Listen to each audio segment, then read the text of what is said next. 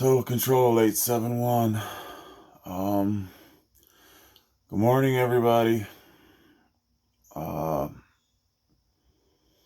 wanted to do this type of video for a long time. Waking up is hard to do. Never mind breaking up. Waking up is hard to do. I wanted to show you what it's like. A person with my disabilities waking up in the morning. I guess we're gonna need a little bit of light, so brace yourself for the hideousness. Oh shit, goddamn, that's bright as fuck. Alright, well, that's bright. Alright, I guess you can see me. I can't really look at the damn light right now. My face, this is how I sleep at night.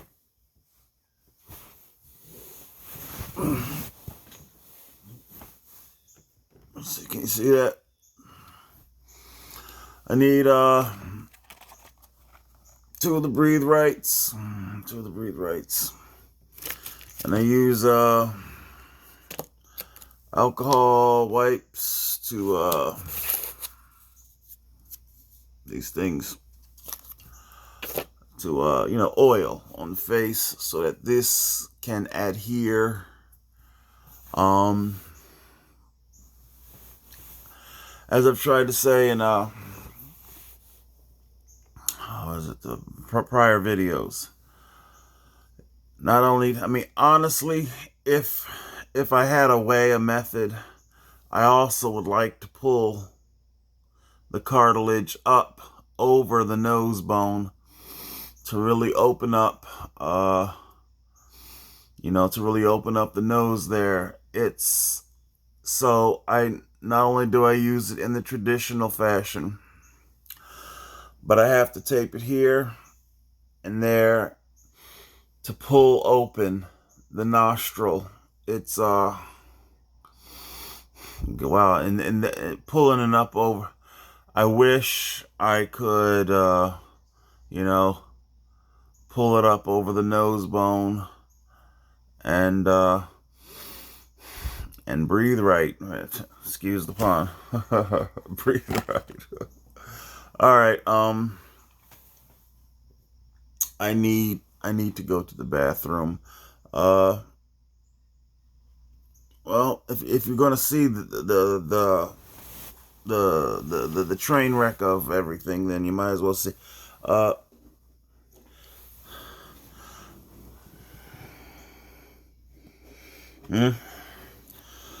have had to sleep with a bedside urinal. I've had to use a bedside urinal since about 2007, I think. 7, 8.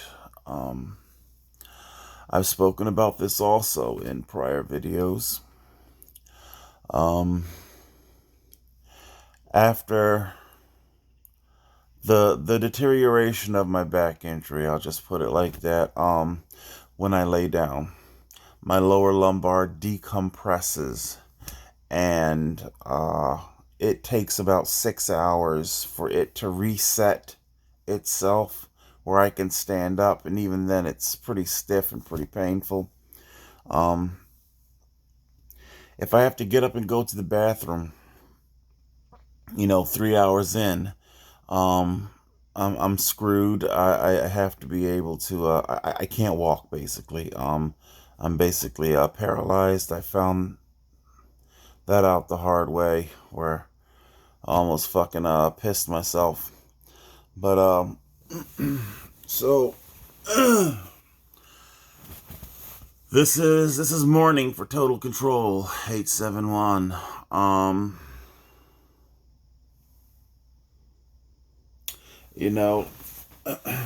been up. I've been laying here for about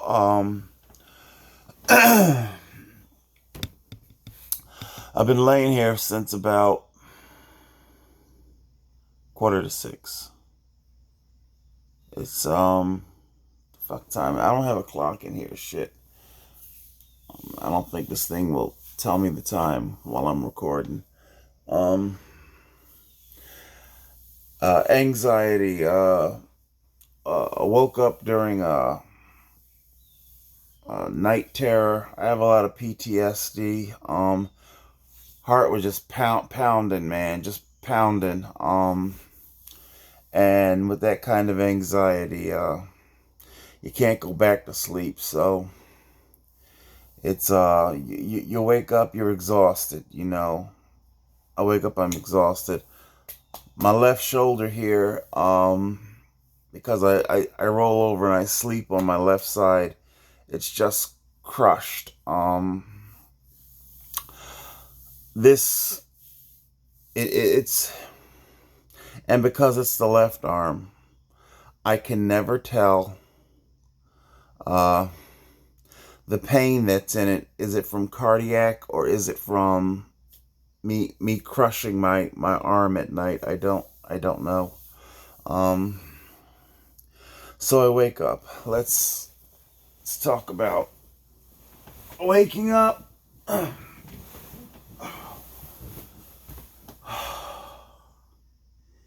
I'm basically catching my breath. I'm basically catching my breath. The hypoxic nature of sleeping at night. Um, hmm. This, my heart feels like it's filled with anxiety. Um, I was searching for survival gear in the dream. And I was confronted by people and a lot of stuff. Hold on, I do have to pee. Just excuse me. I gotta pee. And I'm back. All right. Uh, Step one when waking up in the morning after you've hauled yourself out of bed. For me, anyway. I have to put on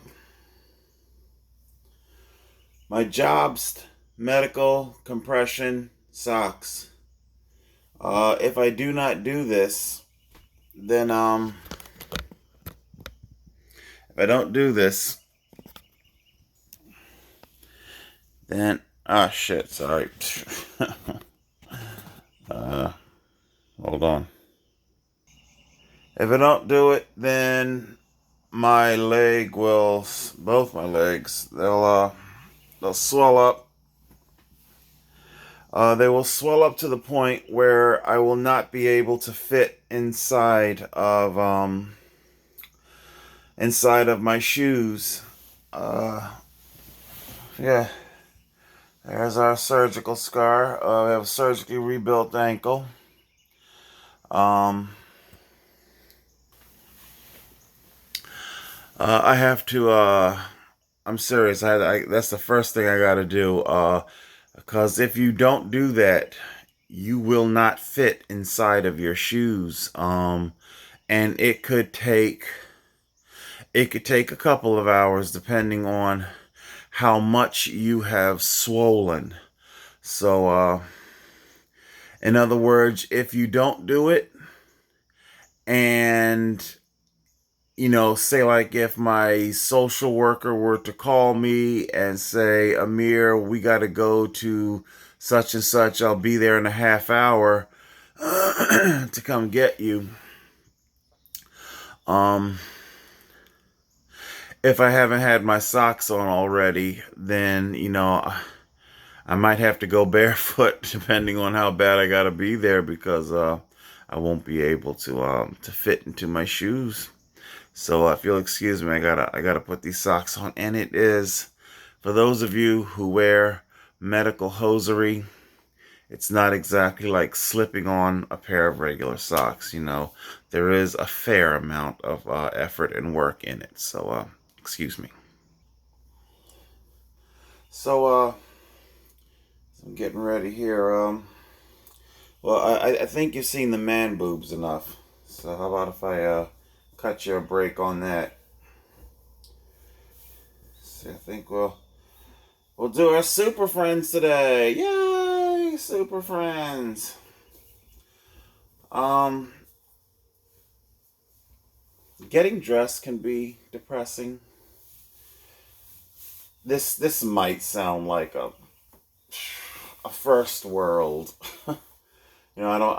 It's like as I'm saying it in my head, I'm wondering. It's like, wow, how does that even sound? But it can be a little depressing getting dressed. Because I'm basically reaching for clothes that are the same clothes that I've been wearing for 15 years. I got this out. This just took its. No, that's not the one. But my other yellow shirt, I just did laundry. That's clean. I gotta get that folded and put away. Same clothes. You reach for the same clothes that you've been wearing for 15 years. They're falling apart. Um, so it can be depressing just getting dressed. You're waking up from hypoxia, anxiety. Your heart races as it's desperately trying to, I guess, pump. The heart wants to pump more blood to get more oxygen, but of course, because your half your face is occlusion, you know, and the hypoxic nature of sleeping causes a great deal of depression. That's one of the things, believe it or not, that I try to keep in mind when I wake up flooded with suicidal emotions. I tell myself, Amir, just try to remember that it is a side effect of the sleep apnea. Um, a side effect of the sleep apnea. Once those brain cells are damaged, they can't be repaired. The damage is permanent. And, every night it's just a little bit more damage, more and more. um,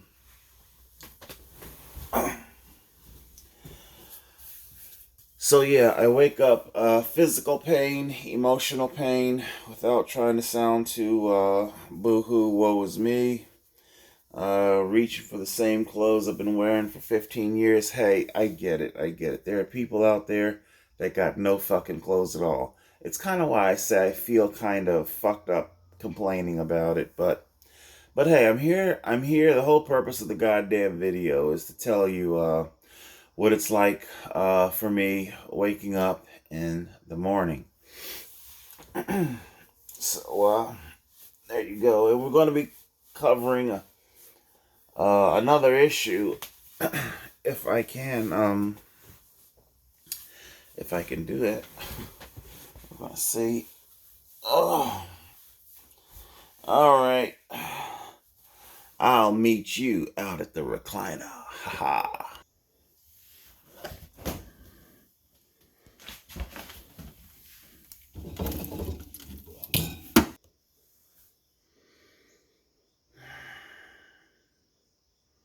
Another day.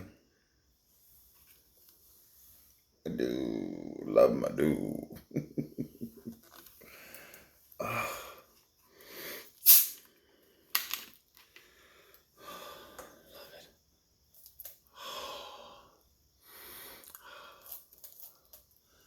Love it.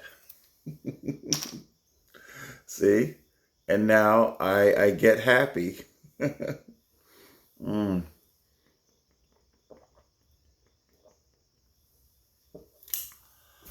Oh, there you go, people. You just saw it.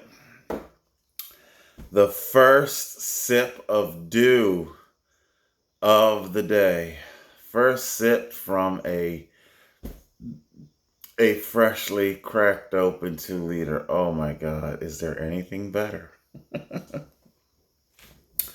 Um, I got a.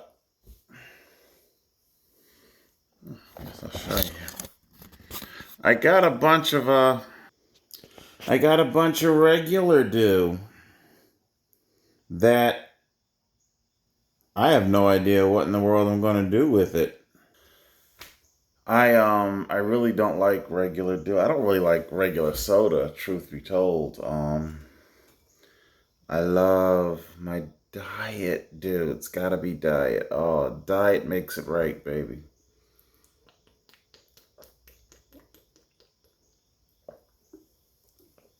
Oh. Whoo!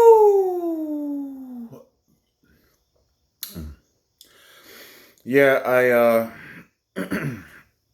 I begrudgingly take these things off because it feels so good just having, but like I said, I really wish to God I could just simply pull it up. Yeah, I guess I wish my nose was more ethnic looking, you know? I'd be able to fucking breathe. Anyway, all right. I think you've seen enough of what was this? Was this Quasimodo? The bells. The bells. All right, enough of this. Oh my God, and just like that, it feels like somebody's holding my nose closed now. That's what it feels like. You know, it had been pulled open, but now it's you know, it's like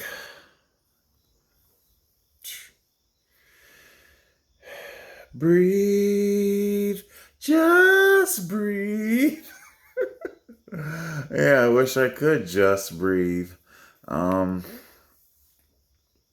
okay,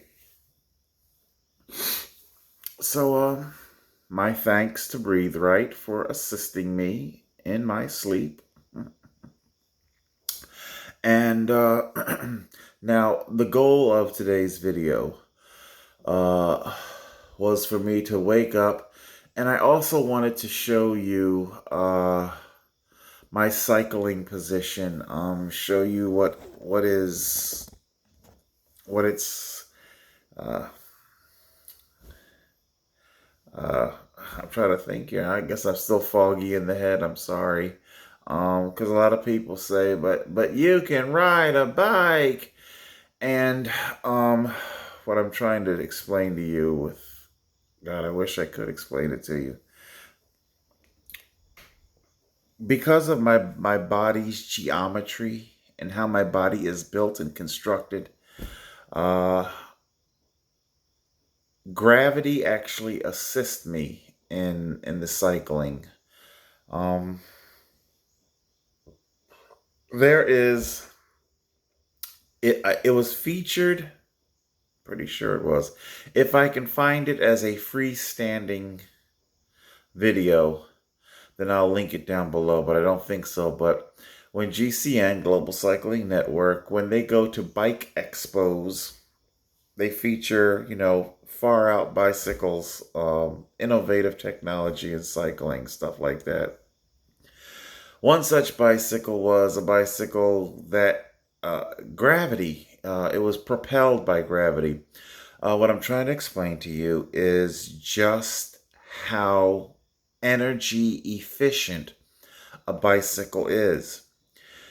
Do you have any idea how much energy it takes for you to, number one, start your vehicle, even if it's just a 4-cylinder? Start your vehicle. First call for the day. Start your vehicle and to just back out of your driveway and ride around the block and pull back in. Do you have any idea how much energy you used versus how much, what you got out of it? Motor vehicles are not terribly energy efficient whatsoever. Bicycles, I think they are the most efficient form of uh, propulsion, locomotion. Am I saying it right? The most efficient means. I don't know. I don't know if walking is more energy efficient or not. I don't know. Um, but yeah, to go around the block, the energy that it would take me is nothing. What it would take your car is a good deal of energy. I need another sip of dew here.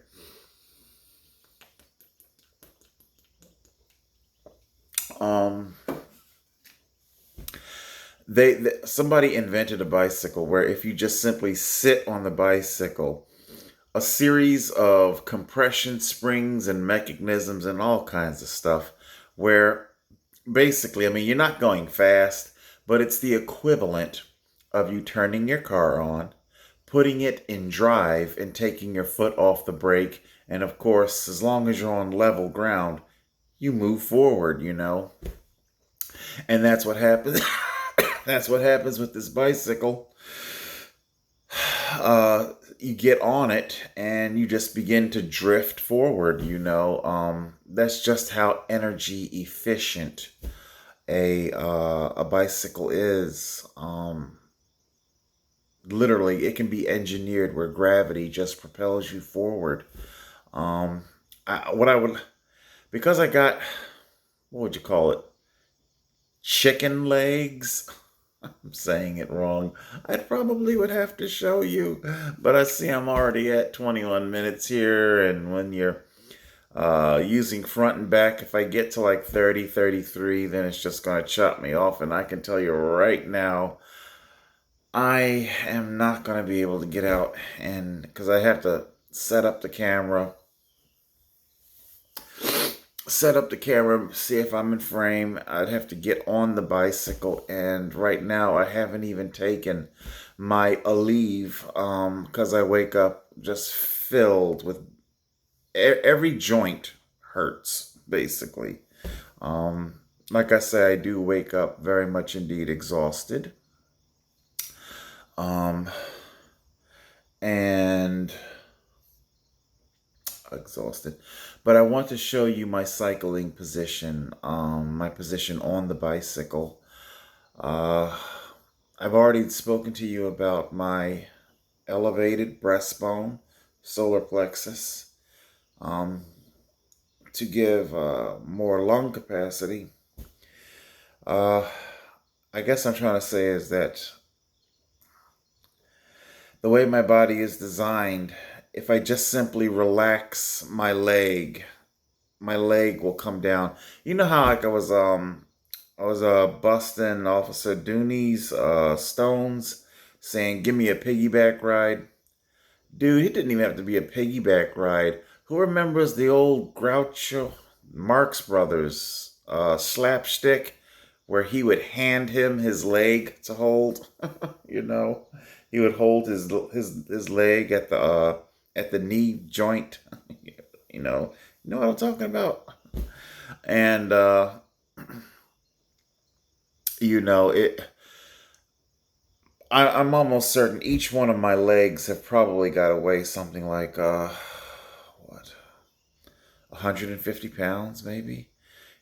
So just without even me pushing, that's 150 pounds of torque being sent through the chain drive. Um, without me even really having to try. So that's what kind of propels you forward. And of course, this is all heavily contingent on having a proper bicycle, a bicycle that actually fits you, so that the gravity of my legs would not assist me if I was on a bicycle where my knees are coming up to my chest because it's so small. So a proper fitting bicycle, a well maintained bicycle, a bicycle that has decent components on it. Yeah, I got the new front wheel. It's on layaway. I'm working on the new front wheel. The new front wheel was 375. Actually, I think it's going to be a bit more. I don't think that 375 included the cost of the new rotor, so I'm going to need a new brake rotor to go on that. Um, uh, so it's gonna be about $400. That was the econo econo version of it, because I was looking at a front hub that cost something like $300 or $400 just for the hub, let alone the spokes and rim and labor to build it and the brake and the rim tape and ah. Good morning, America. What was it, my buddy living outside? I don't know. I think he calls himself the Blue Monkey Club now or something. My Canadian fellow homeless buddy. He says, take a sip and say hi. Hi, Anthony.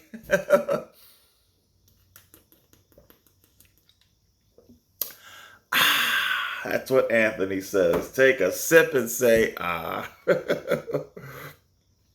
It's good advice to just, don't let shit get to you too much. Just sometimes you just gotta chill.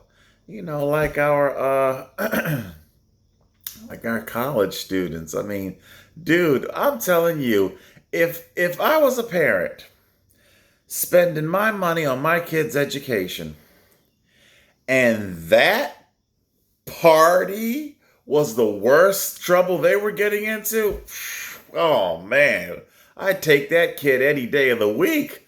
Let me see how hideous am I? I'm put on my glasses here. Let's see.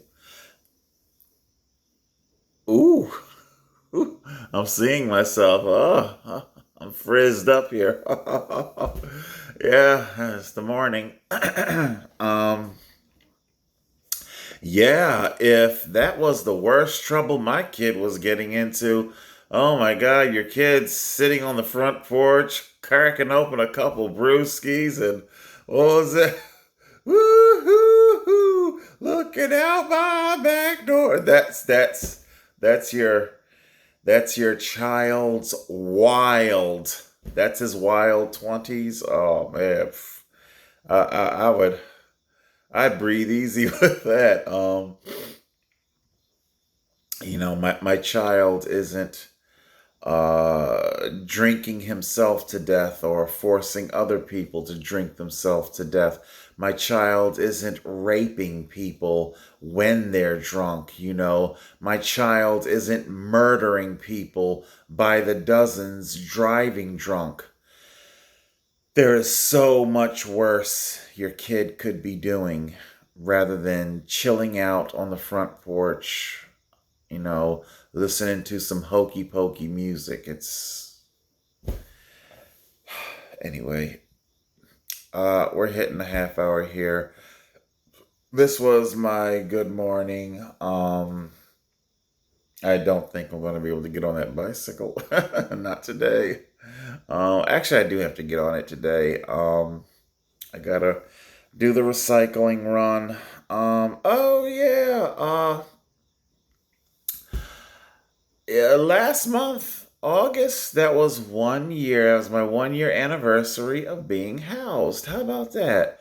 Um, I have some recertification paperwork I gotta get done.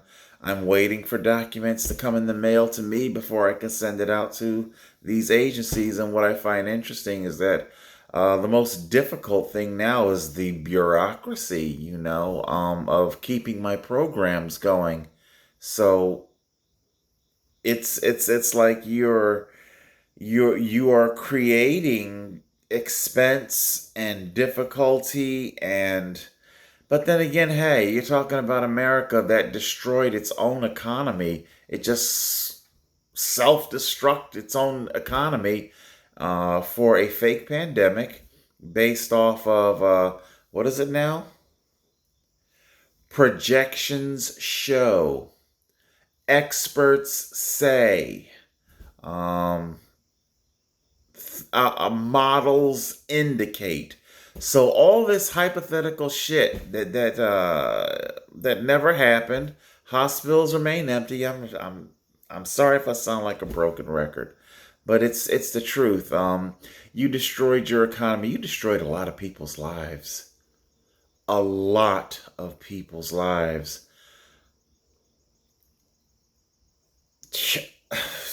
See, there's some shit that I could say here, and I don't want to be accused of inciting violence, but you know, you destroyed a lot of people's lives needlessly, okay? And obviously, we see that it's to usher in a new world order. Uh, what do you call it? You wanted your UBI. You know, the unemployment benefits are running out. It's not that I'm saying people didn't need financial help, but why are you calling it one thing when it isn't? You know, so your lies. Like I was saying in another video, nobody is doing your retard because that's what they say. The hospitals are empty because of the social distancing. But you see, here's a problem. Everybody knows that they haven't been social distancing. You know, basically, you got Joe Schmo pulls into the supermarket parking lot, and he goes like this. He puts the car in park, turns off the engine, and goes like this. I gotta deal with this shit now. And he has to look around. Where's his face rag? Well, where is it? Oh, it's down in the cup holder. It's underneath the seat. It's here, it's there. He picks it up. Dust it off. It's filthy as hell. And he puts it on. And okay. And mind you, he's visiting people. People come visit him. Very much indeed like the college kid situation. My point is saying is that nobody is actually adhering. I mean, they do it when they're forced to do it, when they're at markets. But people are going about their everyday lives. Like I could show you Vice. They did a party train in the UK. There are these two Vice correspondents, and they want to travel the UK without flying. And the last episode was they're on a party train. It doesn't make a difference if it's that party train, because obviously there hasn't been reports, and that party train was packed, baby. um, how come we haven't heard of just like with the Sturgis bike rally? There's been no reports of a massive super spreading this, and there's all kinds of these gatherings, small, medium, and large, that never make it onto the news. And guess what? We never hear about super spreading because the goddamn pandemic never happened. Okay, flu season ended. Flu season 2020 is about to start. It's just going to be the regular shit, and there you go. So this is this is wake up routine for me.